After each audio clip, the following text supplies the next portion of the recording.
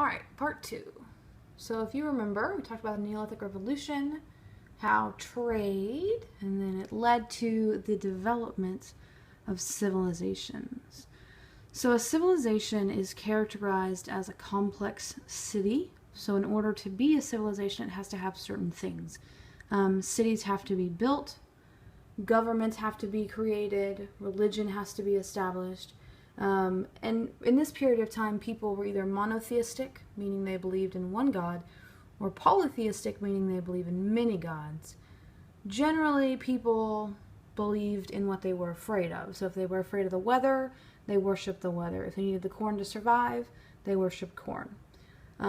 Job specialization comes about, so people begin to specialize in certain kinds of jobs. So if you're a carpenter, you do exactly carpentry work. If you're a farmer, you do farming work. People begin to stick to their careers. This is also the beginning of the social class system. It was decided by your economic position. So if you were poor, then you were the bottom of the social class. If you were rich, or you were related to somebody rich, or you were religious, or you were a priest, or you were a warrior, then you were held in higher regard. This is also the beginning of new types of tools. People begin to use stone, bone, as hammers, as shovels, as weapons. Bronze comes about a little bit later with the Chinese, but bronze does come about in this era. As we said earlier, there are four major places that we are looking at in River Valley civilizations. So we're going to start off with a couple and just kind of go through each one quickly. So the first one is Mesopotamia. It is originated along the Tigris and Euphrates rivers, which are in the Middle East. I'm sure we'll look at a map and you'll be able to see. They are most famous for the Code of Hammurabi, which was the first written code of law.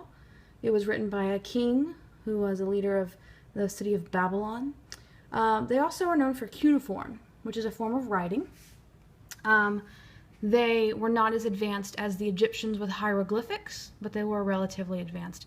Sumeria was their longest lasting civilization or group of people. They had two major cities, like we said earlier, Ur and Babylon. They were monarchy, so they had kings, but their kings didn't rule the country. Their kings only ruled a city, which is a little bit different than most monarchies. The Hebrews were a group who also existed or were developed during the Mesopotamian time.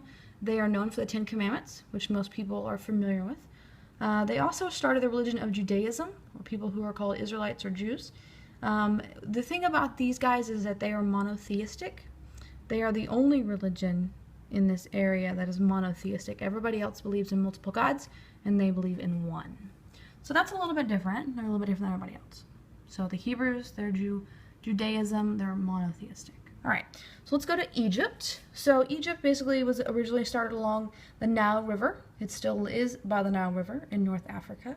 Their kings are called pharaohs, but they are passed, the crown is passed to their sons through hereditary means. So that means that if you are not someone's son, then you're probably not going to get a shot at being king. They can't just vote for you to be king. And if you're a daughter, you definitely don't have a shot at being king. They mummified people who died. They would embalm them and wrap them in cloths and stuff, and they would put them in the pyramids in hopes that it would make their journey to the afterlife more successful. They also they started hieroglyphics, which we'll look at further. But hieroglyphics are they're similar to cuneiform. They are a written form of language that all of Egypt used. So one thing these two groups have in common is they each have a set of pyramids. They're a little bit different. The ziggurats were kind of stepped. The pyramids were generally what we would call pyramids. They're very straight on the sides. However, the Egyptians did build some that were not straight on the sides. They built some very similar to ziggurats. But these are both where they would store the bodies of their dead rulers. So let's journey down to India. Basically, India began along the Indus River. It is currently where India is currently today. It was a theocracy at some point. It kind of went back and forth a little bit between a monarchy and a theocracy. A theocracy is a government that is decided by religious leaders, and it is controlled and run by the priests and religious leaders. In India, they had a strong centralized government, meaning they had a very good system. They had good road system. They had good sewage system. They were probably more advanced than most people around them, which is not a bad thing, but definitely a little unique for the situation. Their major cities were Harappa and Mohenjo-daro, which we'll look at some pictures of. Pretty well-developed cities, well-planned, well-laid out. Harappa was invaded by the Aryans and eventually just disappeared, and nobody's exactly sure what happened there. These guys were polytheistic. They traded quite a bit. The women had no rights, unfortunately, and they had a caste system, meaning that if you were born poor, you were stuck poor. You could not work your way out of it. You couldn't eventually get rich or anything like that. And then last, they had a written form of language. It's not very common. People aren't exactly sure what it was, but they do know that they had one. All right, last piece, into China. China was started along the Huanghe, or the Yellow River. It is currently where China is today. They were pretty isolated from everyone else. They were polytheistic, had a lot of gods. Instead of using a trade system, they used more like a barter system where you would trade goods for goods instead of having any kind of money system. They were based primarily on agriculture. They had a social class system. They also believe very strongly in arranged marriages. They are known probably most famously for their development in bronze, silk, and gunpowder. We're obviously going to look at the Chinese development of gunpowder later on because it plays a part in history. But that, in general, is your whole piece for civilizations.